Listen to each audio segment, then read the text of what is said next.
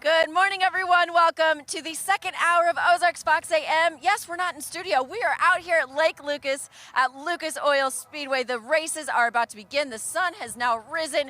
It is a great day, Jeremy. Yes, it is, Maddie. We're so excited. I can hear them announcing. And, of course, our expert commentator, Barry Salzman, is here. Barry, we look forward to this because you know exactly what's going on. You not only tell us, but you let the viewers know exactly what's happening and what the goal is. Okay. Because there are a lot of different rules. We learned a lot last year about the 1,000 feet and how fast you have to hit from this mark to this mark. There's a lot, actually, that goes into this than just racing fast. Yes, yeah, there is. And the first class you're going to see up here is going to be top alcohol hydro. Okay. So they might just hit 210 mile an hour right out the gate and let it go.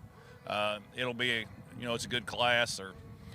They're putting out approximately 4,000 horsepower. It's going to make a lot of sound, a lot of noise. We like that vibration. And what's their time range, like 5.2? No. He'll run like 420 something. Oh, 4. Okay, 4. 1,000 foot. Wow. So how close are we to the start of the racing? Just here in a few minutes. As soon as they give me the thumbs up, they're going to go. They're dumping them in the water right now. We had a little delay because of the ambulance. It's on the ground, and we're dumping them in the water right now. Okay. Yep. Gotcha. So tell us about what we're going to see back here, because if you look at the lake, you're going to see the, what do you call it, the starting line, if you will? Yes. Yeah, the starting line down here at the clock, and what they're doing, they're sitting there, and these numbers pop up. They're 125 foot from the beam, unlike a NHRA drag car. They're sitting there with the wheel in the beam, but with waves and chop, you can't do that. So they're back away from it, 125 foot. As the numbers come down there in half-second increments, they pick when they need to leave. They have to time that. You can't get there too quick. Red light, you lose. And you get as close as you can. Try and get the advantage on your opponent at the light. Run down the track. Who gets to the finish line first in top alcohol hydro is the winner. There is no breakout. They can go as fast as they want to go, fast as they can make it happen. And the other classes, they operate the exact same way, with the reaction time at the clock. When they get to the end of the track, though, there is a dial-in, like we spoke about earlier. So if it's, it'll be 5:20, 5:60, 6 seconds. You have to stay on the south side of that number. If you go 5:99 and you're in the 6-second class, sad to say, you lost. And because this is my first year here, seeing all of this as they were kind of getting ready and going down, I see all the drag boat drivers have a lot of gear on. What kind of gear is required for them to do this? Well, it depends on which class you're in. Actually, in the capsule boats, it is less protective gear. There is some serious neck and helmet and breathing apparatus in the helmet in order in case, the boat crashes, the capsule will deploy. It will go in the lake. It will sink. The divers will go get it with one of the crane boats. It will happen quick. They'll be on the bank before you can blink an eye. Yeah. But they're strapped in the boat, so you don't have to worry about them floating out somewhere. The other people that's in the open boats, ballistic pants, where, can't dismember you, rip you apart, chute jackets, helmets, helmet restraints, so your helmet can't come off. 150 mile an hour boat crash, an open boat is pretty bad. Yeah. So, it's the capsule, once you get any faster than quick eliminator, which is 6 seconds and about 150 mile an hour and 1,000 foot, they put you in a capsule as fast as you can go without it. So, quick question. I've been in a race car with Danny Lorton, and I felt it's very almost like if you're claustrophobic, it's probably not the sport for you. Is it pretty tight inside the drag boat as well, like similar to the race car? In the open boat, it's not at all. In the capsule, when the lid shuts, it gets a little tight. If you're claustrophobic, you may not like it. They start to panic a little bit. You may start to panic. Would be me. I was watching them. I was like, I am too claustrophobic for this sport. And it's limited vision. I mean, you pretty much can see what's out in front of you. When they go to racing, if you have somebody that, say 2 guys are racing.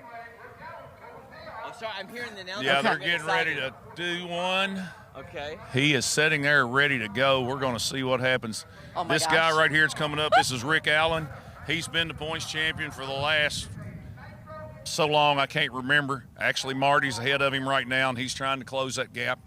He does hold the ET and speed record here at Lucas Oil Speedway. Also, he holds it with the Southern Drag Boat Association. He's a serious competitor. Wow. Okay. Yeah. Oh, I feel the seriousness right now, It's Matt. like it just a big whoo came over me. It's about to get real, Maddie. I know. It's about to get real. Why am I getting nervous? Yeah.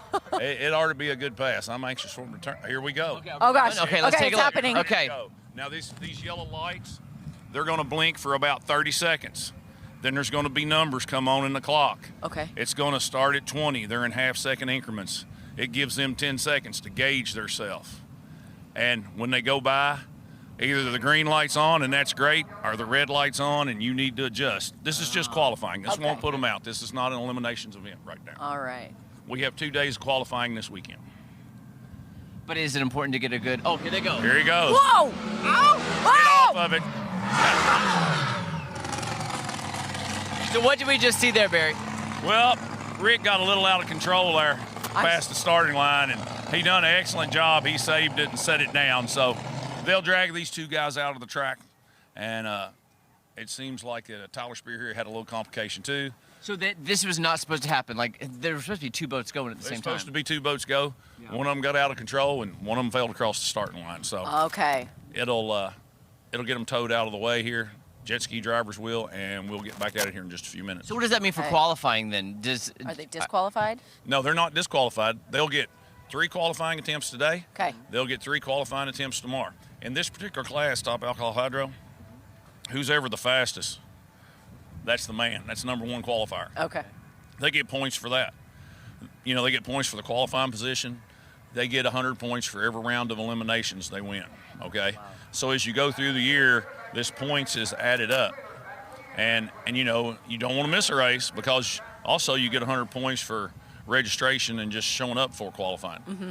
So you get points for every boat that qualifies below you. There's a whole ladder of it that collects points. And that Marty and Rick are like one pass, it changes hands. You know, if Rick makes one pass ahead of him, it changes hands. It can change quickly. So guys, here's what's gonna happen. We're gonna get them dragged out of the water, like Barry said, and start the next race. But so much more fun. Yes. Coming up, and I can't wait to see more. I apologize for my screaming. At first I go, whoa, whoa! Yeah, it's exciting, guys. Don't go anywhere. So much more fun from Lake Lucas at Lucas Oil Speedway when we come back. Isn't it fun already? Oh my